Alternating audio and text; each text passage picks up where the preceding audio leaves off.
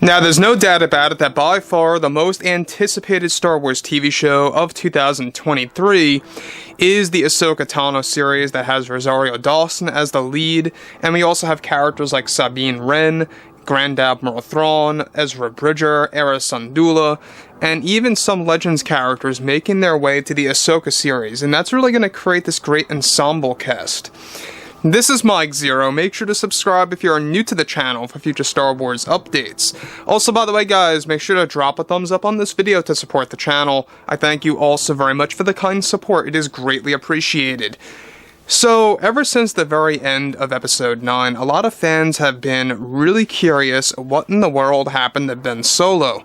It was so open-ended, so vague, and we never really got even an answer in books and or comics about Ben Solo's demise. Now, there's a reason behind all of this, and we already know why.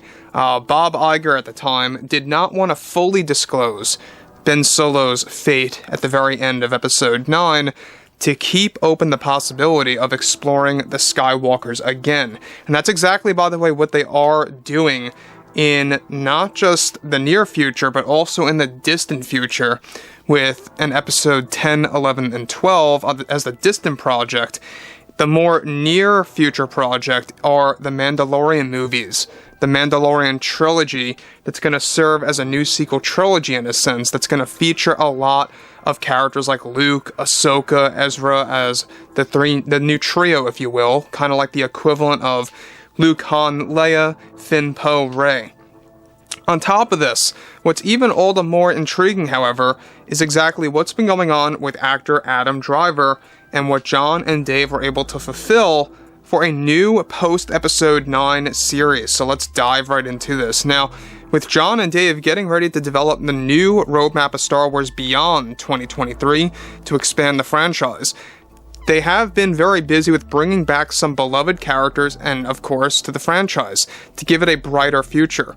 Now, it's noted, however, that just recently actor Adam Driver has been rehired to come back into the Star Wars franchise with the great help from Favreau and Filoni convincing the Disney higher-ups to bring him back for their post-Episode 9 series that is set to focus on the events after Episode 9 that takes place 10 to 15 years later is the general idea. Now, the idea by Favreau and Filoni right now is to bring back Ben Solo in a very unique way that is going to be something unexpected to the fans. Adam Driver, surprisingly, has already agreed to return and is keeping this under wraps and is excited to make his debut as Ben Solo again. And let me pause here for a second. Now, if you guys read the visual dictionary of Episode 9, great read by the way, on Exegol, beneath the pit where Ben Solo fell into, lies a vergence in the Force. And in case you guys did not know, it has been heavily indicated in lore that the vergence of the Force is connected to the world between worlds. Given that Ben Solo fell into that pit, learned the Life Force exchange technique while he was down there, as we discussed, John and Dave are retconning that that's what happened while Ben Solo was down there. Time moved very, very slow for him, where Rey and Palpatine face each other moves as normal speed. The thing about this, too, is that his return is labeled to be unexpected to the fans. This, I believe, indicates something to do with that vergence of the Force. That's what you see, by the way, beneath the surface of Exegol when he falls into the pit. And everything related to this. We already know that the Sith acolytes were mining Exegol to actually find and learn more about this vergence of the Force. That's why, there's a lot of experiments being done there besides cloning. They were also mining on Exegol. So, that brings us to the next big thing. Now, Adam Driver, alright, he's been saying this time and time again that he'll come back to Star Wars if he's approached, and he would love to play the character Ben again because he never really got the chance to play that character. He got to play Kylo Ren, but he got to play Ben Solo for all but, less than 10 minutes? So, there was a lot of opportunities that were missed for Adam Driver to actually play, the good character for once in the sequel trilogy in a very, dialogue-heavy way. Ben Solo, I don't know if you guys really quite remember, but Ben Solo was very quiet. He had no lines. He did not talk in Episode 9. Once he turned to Ben Solo, he is dead silent. All he says is "ow" when he falls into the actual exegol, pit when climbing down to save Rey. Not the pit, but, beneath the surface. So on top of this, alright, now though Jon Favreau and Dave have been brainstorming on how Ben will return, they are said to have made an actual decision on how Ben will come back, and it's described to be the most unexpected way that he will come back to the franchise, hinting that he will not be coming back as a Force ghost, but rather something completely different.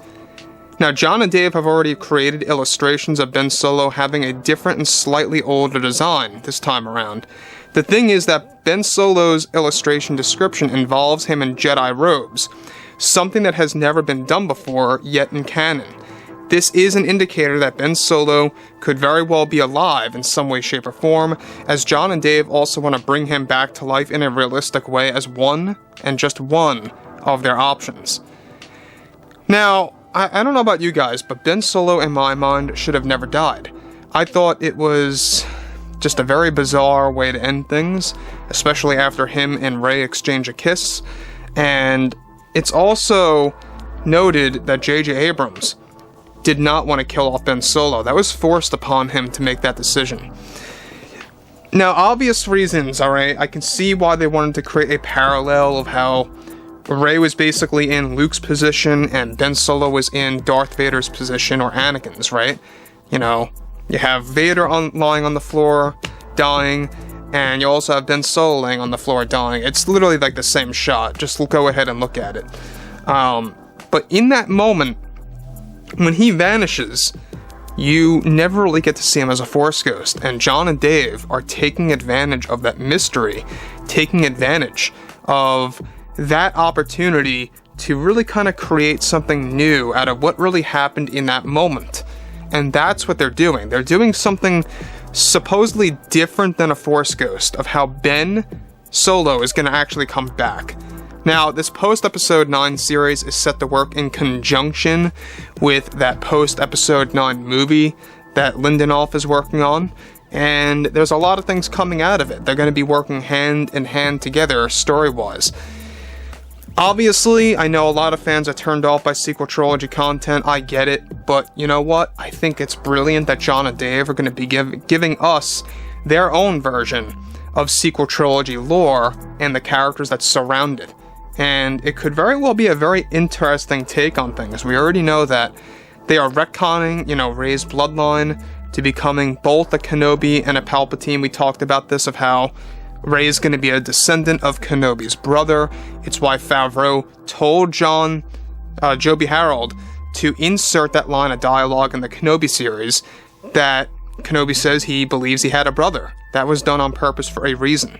So overall, guys, drop a comment below. Let me know what you guys have to say about all this below in the comments, and if you guys did enjoy the content for today, make sure to drop a thumbs up on this video to support the channel. I thank you all so very much for the kind support, and I'll catch you guys next time.